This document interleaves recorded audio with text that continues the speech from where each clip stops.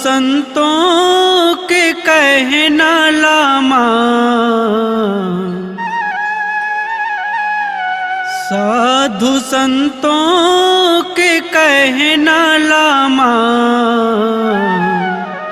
सरहकाया के झनकर गुमा, सरहकाया के झनकर गुमा।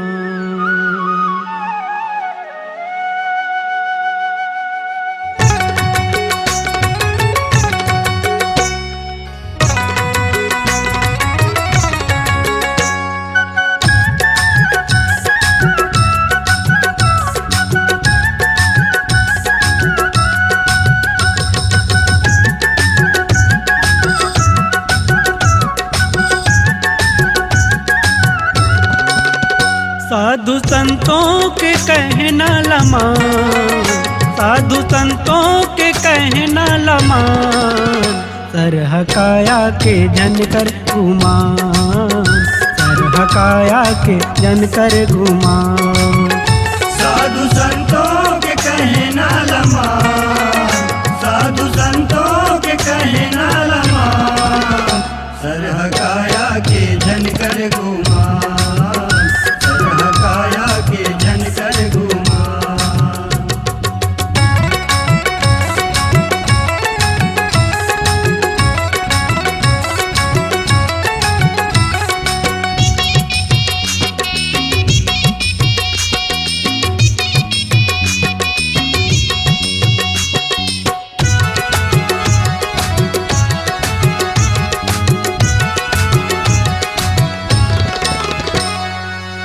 काल के आए तय हम माता के गर्भ ले हो, काल के जाबे तई हाले, काल के आए तय माता के गर्भ ले हो, काल के जावे तई हाले। मुट्ठी बांध आए माता के गर्भ ले हो, हाथ पसार तय जाबे, मुट्ठी बांध आए माता के गर्भ ले हो, हाथ पसार तय जावे। यहाँ नहीं है तोरे हितवा मीता, यहाँ नहीं है कोनो हितवा मीता, सरहकाया के झनकर गुमा, सरहकाया के झनकर गुमा।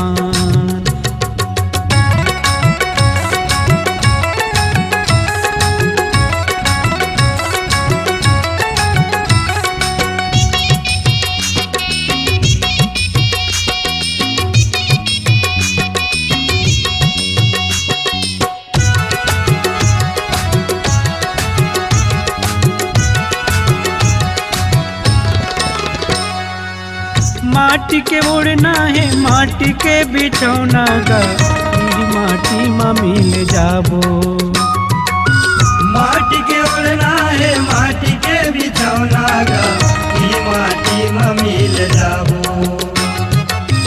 कौन लाई रहना सबे ला जाना गा, राम भजन तह गाले, कौन लई रहना सबे ला जाना गा, राम भजन तह गाले। ये काया के मरम ते जान, ये काया के मरम ते जान, सरहकाया के झनकर गुमा, सरहकाया के झनकर गुमा।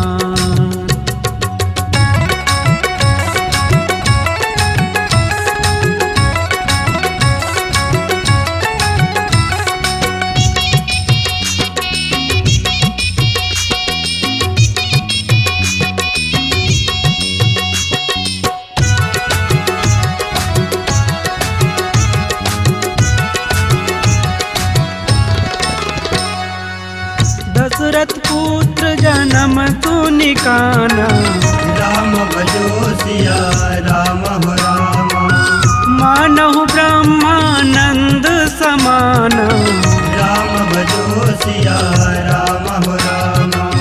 मुट्ठी बांध आए माता के गर्भ ले हो, हाथ पसार तह जाबे, मुट्ठी बांध आए माता के गर्भ ले हो, सारे तय न जावे। यहाँ नहीं है तोरे हितवा मीता, यहाँ नहीं है कोनो हितवा मीता, सरहकाया के जनकर गुमान, सरहकाया के जनकर गुमान। साधु संतों के कहना लमान, साधु संतों के कहना लमान, सरहकाया के जनकर गुमान, सरहकाया के जनकर गुमान, सरहकाया के जनकर गुमान, सरहकाया के जनकर गुमान, सरहकाया के जनकर गुमान, सरहकाया के जनकर गुमान, सरहकाया के जनकर गुमान, सरहकाया के जनकर गुमान।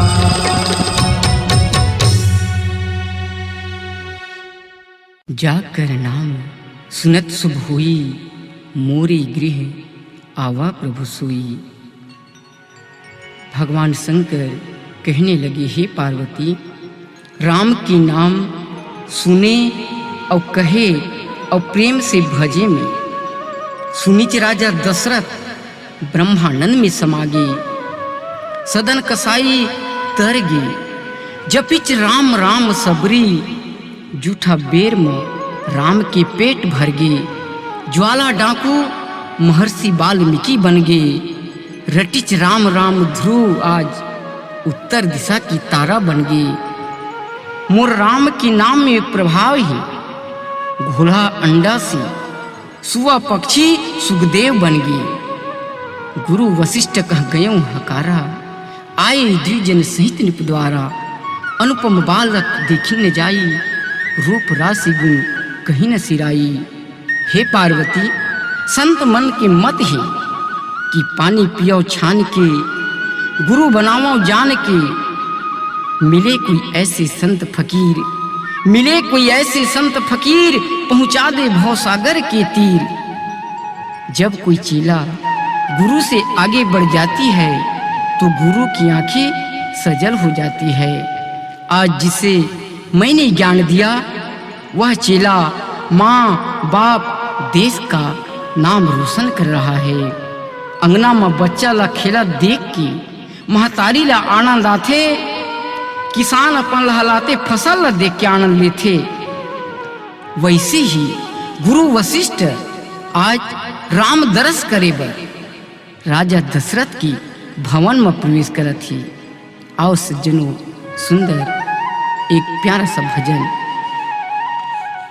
सियावर राम चंद्र की जय, उमापति महादेव की जय। बोल सियावर रामचंद्र की जय।